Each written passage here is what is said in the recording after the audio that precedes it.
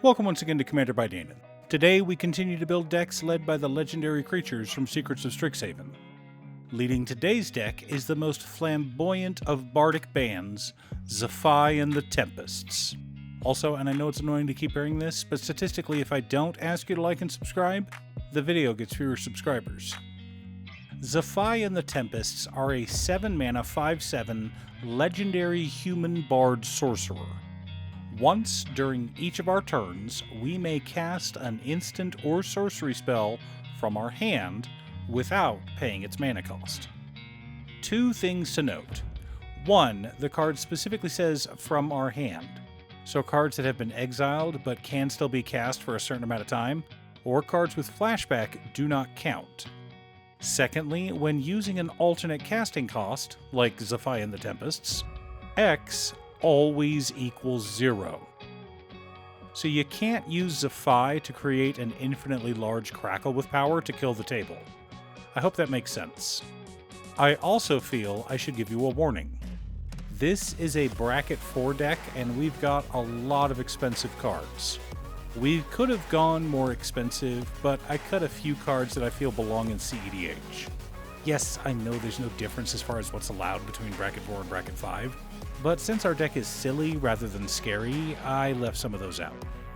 But before we get to our deck list, a quick word from our sponsor, T-Fury. Every day, T-Fury has new designs that are on sale, but as you can see, they also have a great collection of other shirts. Anime, D&D, 80s retro, comic books, Lord of the Rings. There are thousands of shirts to choose from. I've been a loyal customer of theirs for 10 years, and I'm so happy to finally be sponsored by them. Click the link down below to see new designs and to add to your geek wardrobe. In order to build a functional commander deck, you need lots of different pieces, which is why I try to rely on my handy-dandy checklist. 50 mana sources, usually split between 37 lands and 13 pieces of ramp, 10 pieces of card advantage, 8 to 10 pieces of spot removal, 2 to 3 board wipes, 2 pieces of graveyard hate, and 1 sudden I win card. Oh, one more quick announcement before we get started. I'm streaming on Gaming with Danon as well as Twitch. Sometimes I'm building Commander decks, other times I'm playing Final Fantasy XIV, but you're always welcome to pop in and talk about Commander. Honestly, about half my streams are talking about manga, anime, or Commander. Starting off our land base, we've got Command Tower and Exotic Orchard, both staples that can go in just about any multicolored Commander deck. For fetch lands, we're running Scalding Tarn, Flooded Strand, Bloodstained Mire, Polluted Delta, and Wooded Foothills.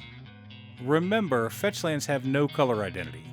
Just because it says forest in the rules text doesn't mean it's a green card. For fetchable lands, we're running Steam Vents, Thundering Falls, Turbulent Springs, Scorched Geyser, and Coastal Peak. Lots of cards that we can fetch out. For additional dual-colored lands, we've got Training Center, Stormcarved Coast, Sulphur Falls, Riverpire Verge, Cascade Bluffs, Shivan Reef, Riverglide Pathway, and Is It Boilerworks. We've also got Scavenger Grounds as our sole utility land. Finally, we've got 8 islands and 8 mountains as our basics. Remember, we're in bracket 4, so Blood Moon is available. Do not skimp on your basics. Our mana ramp package consists of Soul Ring, Arcane Signet, Talisman of Creativity, Izzet Signet, Mind Stone, Chromatic Lantern, Worn Power Stone, Hedron Archive, Thrawn Dynamo, Gilded Lotus, and Throne of Eldraine, all serving as mana rocks. We've also got Resonating Loop, Mana Geyser, and Seething Song to help us make extra mana. Now, we could have included the Moxen, Mana Vault, or even Grim Monolith, but those are the cards that I feel should stay in CEDH. That's just my opinion, and it's not a hard and fast rule, of course. For card advantage, we're running Apex of Power, Solve the Equation, Jeska's Will, Wheel of Fortune, Windfall, Echo of Eons, Underworld Breach, Mystical Tutor, Rhystic Study, and Seagate Restoration. Lots of ways to find win cons or to dig through our deck and win the game. Our interaction and spot removal package consists of Commit Memory, Abrade, Counterspell, Chaos Warp, Negate, Lightning Bolt, Fierce Guardianship, Force of Will, Deflecting Swat, Insult Injury, and Wash Away. Lots of counter magic, lots of spot removal. Wanted to make sure our opponents don't stop us from winning the game. For board wipes, we're running Cyclonic Rift, Blasphemous Act, Flood of Tears, Aetherize, Washout, and Delayed Blast Fireball. Quick note on why I love Delayed Blast Fireball. It, like Cyclonic Rift, is asymmetrical. It only hurts our opponents. The core of our deck consists of Mnemonic Deluge, Zaffai Thunder Conductor, Hexing Squelcher, Insurrection, Swiftfoot Boots, Lightning Greaves, Thousand Year Storm, Swarm Intelligence, and Improvisation Capstone. Lots of fun to be had. But Danon, you specifically made this a Bracket 4 deck. Where is the strategy that can only exist at this level? You could have just run fewer game changers. I'm so glad you asked, dear viewer. For our extra turn spells, we're running Nexus of Fate, Beacon of Tomorrows, Capture of Jingzhou, Expropriate, Karn's Temporal Sundering, Temporal Manipulation, Temporal Mastery, Temporal Trespass, Time Stretch, Time Warp, Walk the Aeons, and Rise of the Eldrazi. What's that? A bunch of turn spells? I told you it was a Bracket 4 deck. Now that we have our deck list, let's compare it to our checklist. 52 mana sources split between 37 lands, 14 pieces of ramp, and 1 MDFC. Not too shabby. 10 pieces of card advantage, 11 pieces of interaction, 6 board wipes, a lot I know, but our strategy is slow, and we have a 7 mana commander, so we need to slow down our opponents a lot.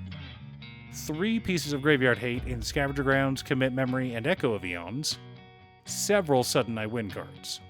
Remember, we're in Bracket 4, so going infinite with Underwhelm Breach, Wheel of Fortune, and Jeska's Will, which can draw through our deck and generate an absurd amount of mana, and we have my favorite combo of Thousand Year Storm, Insult Injury, and Lightning Bolt. So long as we up our storm count enough before casting Insult, we will increase the damage we deal so much that Lightning Bolt can kill the table. We'll want Insult Injury to be at least the 4th spell we cast, which will mean all damage is doubled 4 times, or times 16, which will make it so Lightning Bolt will deal 48 damage. And we'll have 5 copies, so plenty to go around. But at the end of the day, we want our deck to cast huge turn spells. Ideally, we have Thousand Year Storm on board and then cast a smaller spell. Maybe some spot removal, maybe some card advantage, and then we cast our turn spell. Only it gets copied and we take a bunch of extra turns. And then we do it again and again and again. Don't forget to bring coloring books for your opponents as you spend the next 30 minutes goldfishing. Are you building a Zaffai in the Tempests commander deck? Is your deck going to be more casual or more vicious? Leave a comment below. Thanks for tuning in. Once again, a huge shout out to my editor Cutestuff. I couldn't make these videos without her. If you'd like to hire her to edit your own videos, she can be reached at cutestuff.edits@gmail.com. Link is down below. If you're looking for ways to support the channel directly, you can head on over to patreon.com/Danon. You can have a video made or just ask for help building or tuning a deck list. I also wanted to give a quick shout out to all of my patrons: Waffles, Marcus, Brett, Roxy, Alix, Robert, Pi, Kazaris, Patrick, Boomy, Oscar, Justin, Golden Walker, Sleech, Mr. Salty, Daniel Zombie, Luke, Brian, Richard, Jeff, and Nenra. You guys are awesome. I post new Commander Deck videos every weekday, so be sure to subscribe and ring the bell to be notified of new videos. Again, thanks for watching, and I'll see you all again next time on Commander by Danon.